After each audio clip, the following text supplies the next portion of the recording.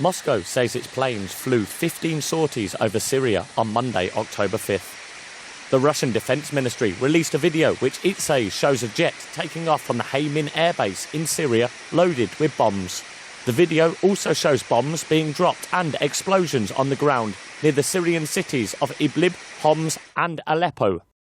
Western leaders say the Kremlin's announcement to step up its airstrikes in Syria is actually a bid to support President Bashar al-Assad as opposed to targeting Islamic State militants.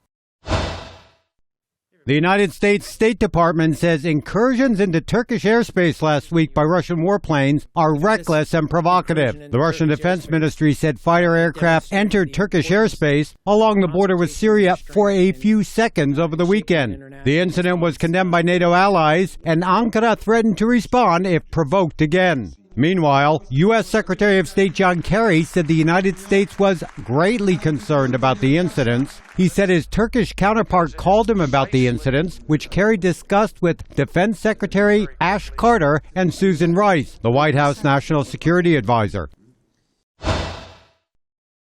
So-called counter-battery systems are on the way to Ukraine, according to Ukrainian President Petro Poroshenko. That's thanks to the U.S. administration, which announced the move last week. The non-lethal military assistance is likely to save lives if fighting breaks out again in East Ukraine, since the majority of fatalities there have been caused by artillery shelling. The U.S. plans to provide Ukraine with the Q-36 version, a mobile counter-battery radar system that detects artillery projectiles fired by one or more guns, mortars, or rocket launchers. Polls in Kyrgyzstan were tarnished by ballot secrecy concerns. Monitors from the Organisation for Security and Cooperation in Europe have said that while Kyrgyzstan's parliamentary elections allowed for lively campaigning, it was marred by a lack of impartial media coverage and also by concerns over ballot secrecy. Last weekend's polls were the country's second such vote since 2010.